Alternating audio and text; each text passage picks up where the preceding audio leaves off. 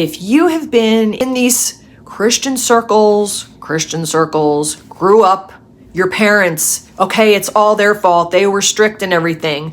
Wherever you're at, where you're like, the damage has been done in your mind by Christians. We're seeing tons of videos out there, aren't we? The drama at Daystar and the damage done. Recently, I saw a video on a girl telling about her experience at a school of supernatural in Redding, California. That ministry, you went to their conference to get healing and you didn't get healed. Or you went to that church where they were giving out prophetic words, yours didn't come to pass. Whatever it is, damage done. And these people are coming in the name of Jesus. In everybody's mind, it's damage by Christians. But if we really go back to what God says, our battle isn't against flesh and blood, the Bible tells us, but against the powers and the principalities of darkness. So that's one thing we have to remember. Since these two powers are at work, God and Satan, life and death, with that in mind, this damage that is being done is not the fruit of the one true living God. It is of the counterfeit. But the damage that's done goes so deep because they go out and they give their experiences and their testimonies about what happened to them in these churches that were disguising themselves as Christian, true followers of Christ. And they were taught a lot of legalism, a lot of traditions of man or man-made rules, wrapped in scriptures. And they may have experienced some kind of power and partial truths, even in maybe prophetic words and stuff. But you have to remember, again, there's two powers at work here.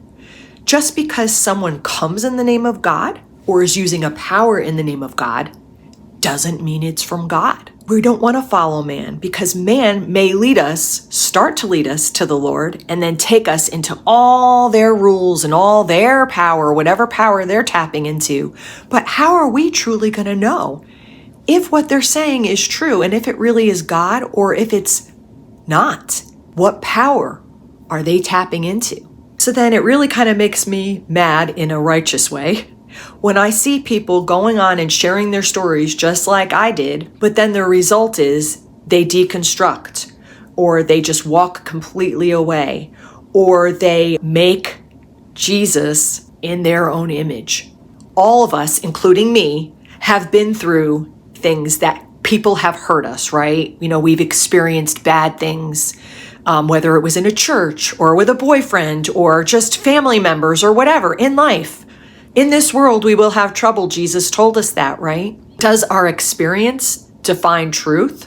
When we go through these things, even if they were bad experiences, even if it was damage done by Christians, it doesn't change God's standard, And we may be thinking but this is the only way I can deal with all this pain and suffering that I went through, all this false. So I have to hold on to some good things like God loves everybody. Good people go to heaven.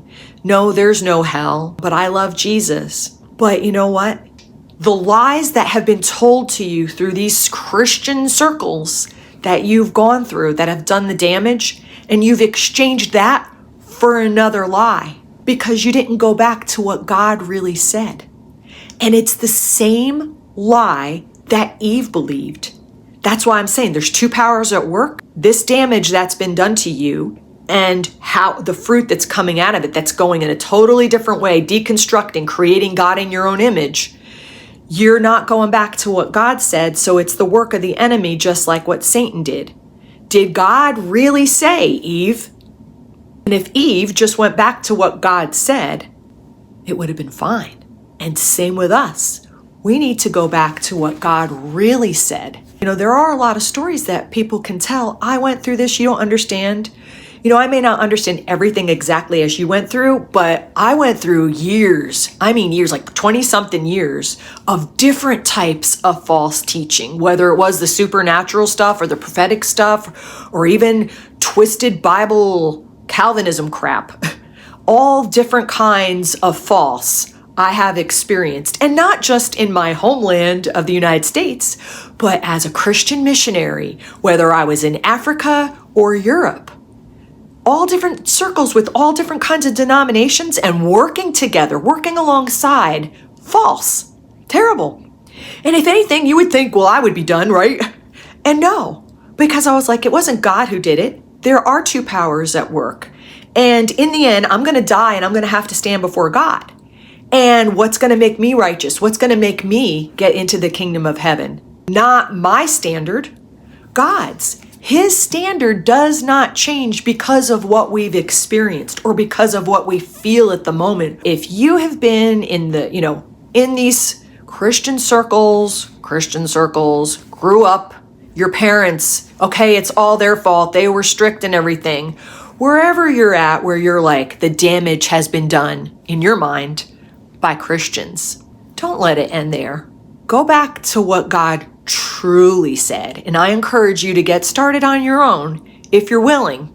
If you truly want to know the one true living God, get in the Bible on your own. But I'm going to talk about in the next video of where it needs to start. According to God, where does it need to start? The foundation that you were given wasn't the truth. And that's why it's crumbled. And the enemy, this is a work of the enemy, Satan. Don't buy into another lie by deconstructing or reconstructing Jesus in your own image, or just walking away completely because you're still playing the victim and you're following after more false and you're getting in the trap again.